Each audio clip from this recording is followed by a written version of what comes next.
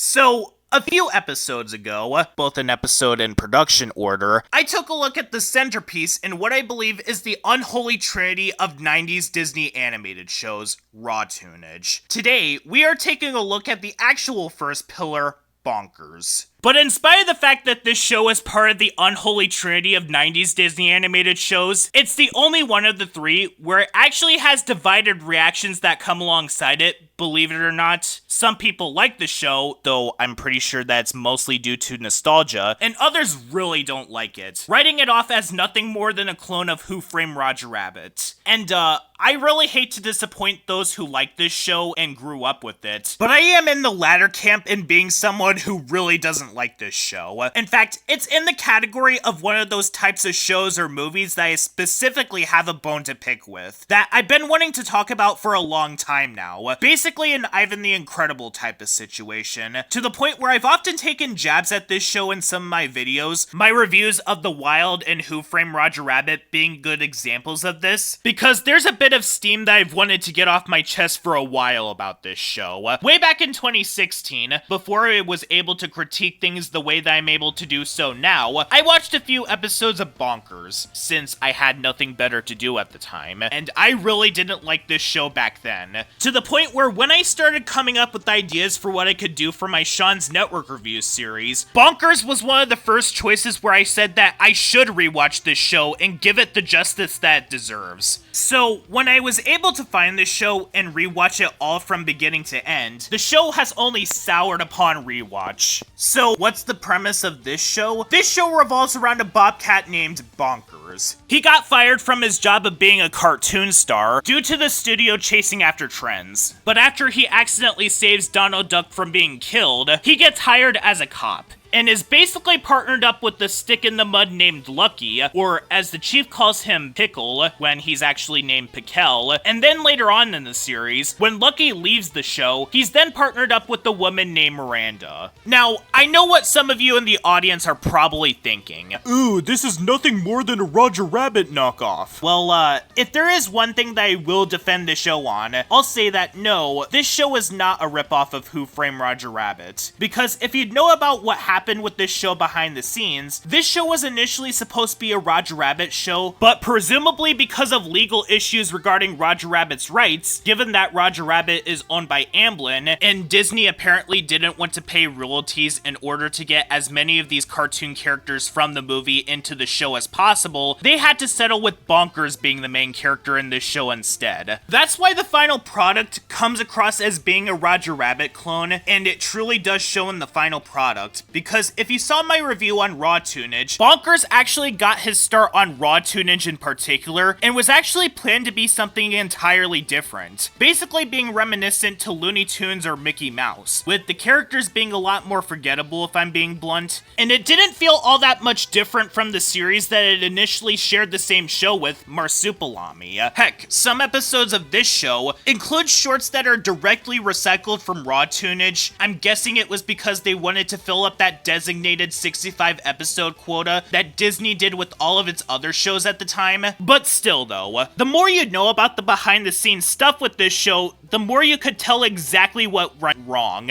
Although, something to note about this show right off the bat is that this show was released in the 1990s, and on the Disney afternoon at that. At the time, they were extremely strict with what Disney characters they could show on screen, and for a show that began its production as a Roger Rabbit show, this resulted in the show becoming extremely neutered as a result. Basically being a Roger Rabbit show that could no longer actually be a Roger Rabbit show, and so because of this, we don't really see that many Disney characters in this show, and whenever we do, it would be extremely rare. No joke, there's an episode where Mickey Mouse appears, he's in a dog cage for most of the episode, and we never actually see him, and he's not even referred to as his proper name, he's just referred to as just the mouse. So when you basically strip all of this away from Bonkers, what you're left with is essentially just a generic cop show, with its only gimmick being that the cop in particular is a cartoon character. But if you went into the show without knowing this crucial piece of information, it makes the show come across as a pale imitation of Roger Rabbit, right down to the fact that a cartoon character is paired up with a cop in a world where cartoon characters and humans live together. But even beyond that, one thing to know about this show is that it went through a ton of production issues, and it truly shows. In other words, Bonkers is an absolute mess. Apparently behind the scenes, there were clashing ideas of what the showrunners wanted the series to be like. It initially started off with Bonkers and Miranda working together, but other crew members wanted Bonkers and Lucky to work together. So instead of just going with one idea, they decided to go with both ideas and tried to have a bridge between both eras where Bonkers gets teamed up with Miranda after Lucky leaves the show, which didn't exactly work out since that episode was banned for years before eventually being put on Disney+, complete with both directions of the show having an entirely different style and feeling to it, as if they were two completely different shows. Heck, even the locations changed, and the Miranda episodes even introduced reoccurring antagonists that weren't a thing in the Lucky episodes. The Lucky episodes basically acted as a villain of the week show, and unlike with SpongeBob, Dexter's Laboratory, Family Guy, or the original Powerpuff Girls, where they changed drastically because of new writers and a new staff, the Miranda episodes and the Lucky episodes were always planned to be part of the same show, even having the intro be interspersed with clips from both eras of the show. Although, a problem that Bonkers has, regardless of which set of episodes that you go with, Bonkers is a very poorly planned out show because none of the two eras feel like they even exist in the same world, down to how the police building looks in both eras, and Bonkers looks extremely different going from one era to the next. Though, that's because the Miranda episodes were produced first, and were expected to air later on in the show's run. Too bad that Disney didn't get the memo, because 9 out of 20 of the Miranda episodes were previewed on Disney Channel months before the series premiere, and given that this was the 90s, before Nick, Cartoon Network, and Disney fully stepped their toes into doing continuity-based shows, Disney didn't really take this show's continuity into mind at all, so they decided to air the episodes in whatever order they wanted. So,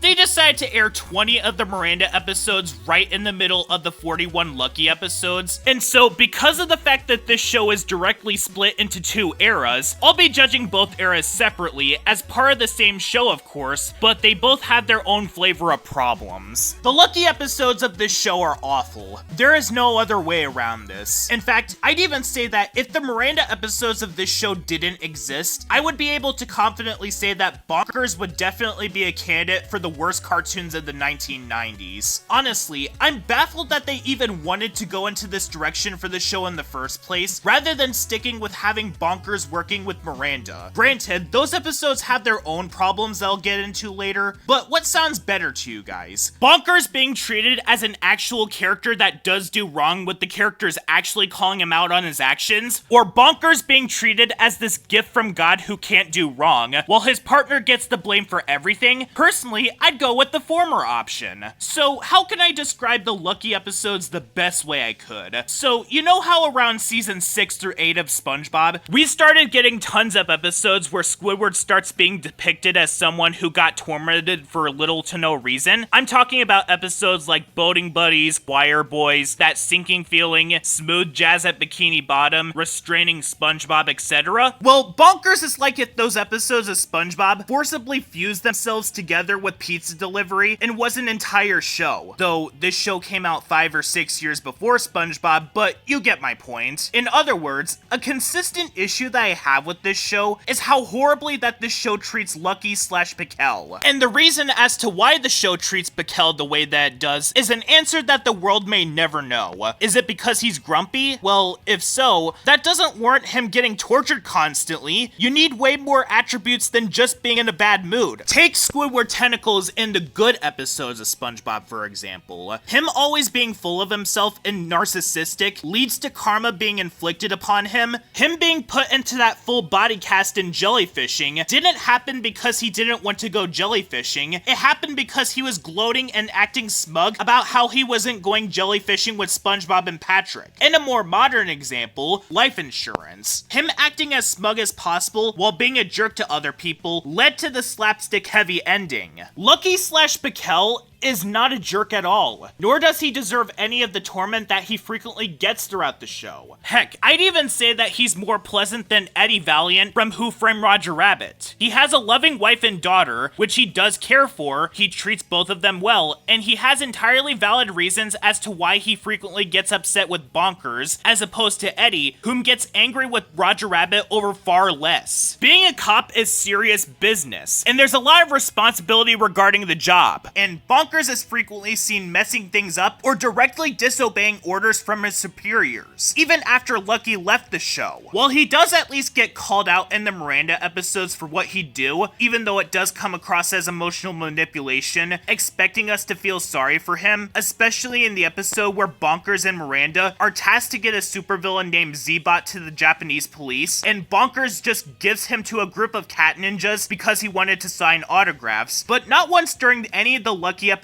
does Bonkers get called out by anyone other than Lucky. In fact, all of them are enablers towards Bonkers. In the first episode, when Bonkers says that he doesn't have any experiences with being a cop, Lucky gets rightfully upset, and everyone actively tries to guilt trip him to let him be his partner, even though Lucky had this job for years, and so to find out that his partner is gifted when he never had any experiences with this job, he has every right to be upset. And the fact that Bonkers ends up messing up the case that they're trying to do in multiple episodes is an indicator of this. But Bonkers never has to worry about getting scolded, because the Lucky era of the show thinks that he's nothing but a saint who can do no wrong, even when he does do something wrong. And he's not even the one who gets the blame for everything. Lucky gets the blame for when things go wrong. On my rewatch of the show, I haven't forgotten about the fact that he basically grabs the chief's police car in an episode and gets no punishment for it. In fact, the chief literally congratulates him for doing this. And there are some episodes where it just spends most of its time tormenting Lucky for the crime of just wanting to relax or for absolutely no reason. The episode where Lucky is forced to look after this one tune that Bonkers is trying to hide is literally just a precursor to that one SpongeBob episode where the security system takes control of Squidward's house and begins attacking the city. But at least with Good Neighbors, you could make an argument that Squidward did something near the end where he got karma for getting a security system that took control of his house and started destroying the city, and that SpongeBob and Patrick were just ignorant. All Lucky wanted to do throughout this episode was have a relaxing weekend, but instead, he has to deal with this one clumsy toon who ends up destroying his entire home, which would have definitely gotten him into hot water with his wife. And Bonkers is entirely aware that Lucky wanted to relax, but sent the toon to his house anyway. And said toon was hiding from his old rival, making everything that Bonkers was trying to accomplish completely pointless, all being complete with an ending that just kicks Lucky while he's already down enough. There's also Once in a Blue Toon, where Bonkers directly lies to the chief about the process of how him and Lucky are doing with reforming this toon named Loose, basically putting Lucky into this position where he would have gotten fired because of Bonkers. And when Lucky snaps near the end, because of how much of a lost cause that Loose is, the episode literally expects us to sympathize with Loose, despite the fact that him and Bonkers were more than patient with him, and he basically took advantage of that patience before proceeding to act good at the end, and then kicking Lucky while he was already down by introducing more bad tunes that he's tasked to reform. But the episode Stress to Kill is an amalgamation of everything wrong with these episodes, wrapped up in one package, where Lucky is constantly stressed out for the entire episode because of the constant looming threat of the chief firing him because he and Bonkers are having a hard time capturing this mole art thief. But the worst part is, the chief threatens that he's only firing Lucky. Bonkers is entirely ignored, despite the fact that he's literally Lucky's partner, And a lot like Getting Over Davy from Weirdos, the episode offers all of the worst solutions to calming someone down from being stressed out or having some sort of mental problem, for a similar reason as to why the panic attack sequence in Velma is so hated. Calming someone down from being stressed out requires them being in a quiet environment, or even being at the spa where they're given a massage. Being wrapped up like a pretzel at a beach or painting something are just going to make someone more stressed out, especially those who are anxious about being messy. And they seriously thought that an isolation tank of all things was going to make Lucky calm down? No. The thing that would have gotten Lucky to calm down is giving him some personal space so that he would be able to relax on his own. And I'm just gonna come out and say it, I absolutely hate the Chief in this show. I understand that the point of the series is that he's supposed to be a bumbling idiot. In fact, him being a bumbling idiot is the entire reason as to why Lucky didn't lose his job yet. But considering the climate that we're in right now, where the bumbling idiot in charge is causing things to go haywire IRL, that just made these jokes, and by extension this show, age very poorly. But his favoritism that he constantly gives to Bonkers is what drives me bonkers most of all. Even when it gets up to the point where Bonkers ends up being the one who directly caused him to get demoted to just being a regular police officer, but when Lucky ends up being forced to dress up as a clown and advertise another product, that is ultimately what deserves getting fired, according to the Chief. And another problem that I constantly had with this show, regardless of whether it was with the Miranda or Lucky era of the show, is with Bonkers himself. Bonkers is Jim Cummings' worst role ever. Not only is Bonkers' voice absolutely grating in this show, but he comes across as horribly unlikable, despite the fact that the show wants us to see him as the optimistic and naive protagonist. You know, kind of like SpongeBob. But at least you could make the argument that with SpongeBob, even in his worst appearances, all of it could be chopped up to him being ignorant at most, with the exception of Choir Boys where he knew that Squidward was being stung by jellyfish. Bonkers is very much aware of what he's doing most of the time, and he just doesn't care. Like the episode where Lucky is forced to be on a diet, and throughout the entire episode, he just rubs it in Lucky's face that he can't eat the foods that he gets to eat for the entirety of the episode. Or the aforementioned episode where Lucky just wants to relax for the weekend, and Bonkers is aware that Lucky just wants to relax for the weekend, and still, he just doesn't care. And he doesn't get much better when Lucky ends up leaving the series. One episode has him going on and on and on and on and on about his poems to Sergeant Grading. He knows that he doesn't want to hear the poem that he made about him and doesn't care.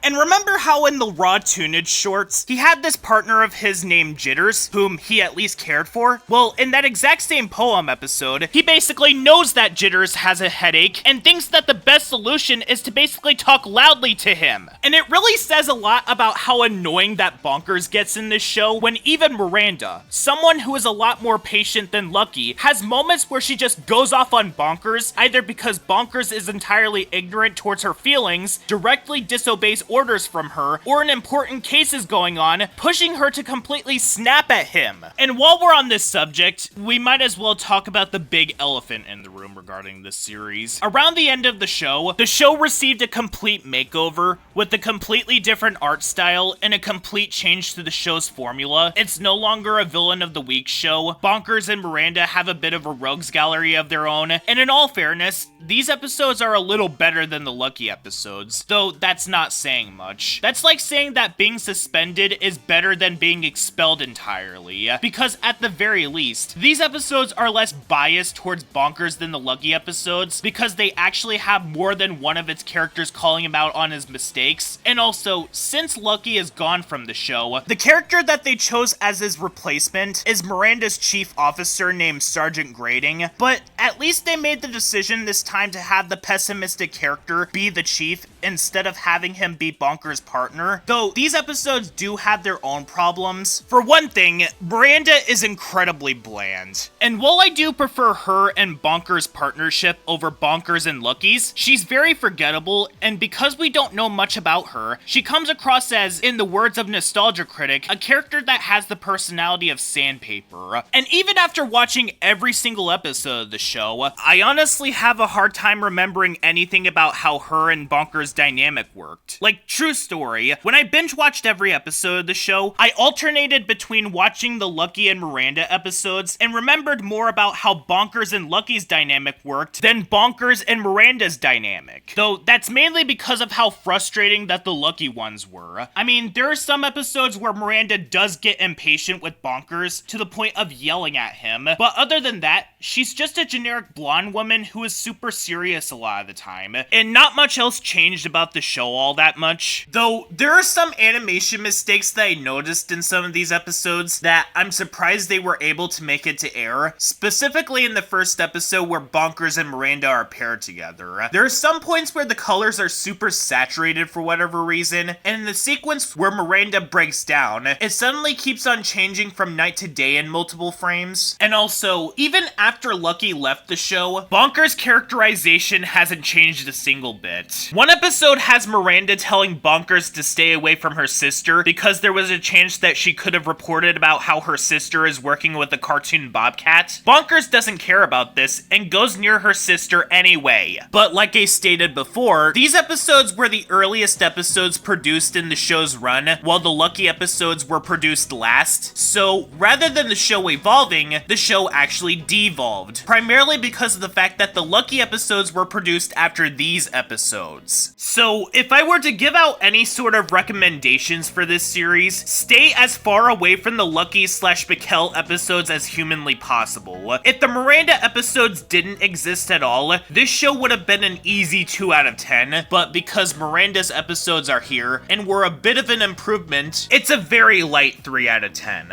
But the show does border on a 2 out of 10 because the Lucky episodes are most of the show, meaning that I don't recommend watching most of the show. And when it comes to the Miranda episodes, me recommending them is kinda debatable because of the fact that these episodes got rid of only a few of the issues that the Lucky episodes had. So instead, just watch Who Framed Roger Rabbit and 3 of the shorts that were produced after that movie. Or heck, watch House and Mouse, as because of the fact that it came out long after the restrictions on the use of Disney characters were lifted, it honestly feels more like a spiritual successor to Roger Rabbit than this show does, and offers more interactions between iconic Disney characters than this show could ever dream of having.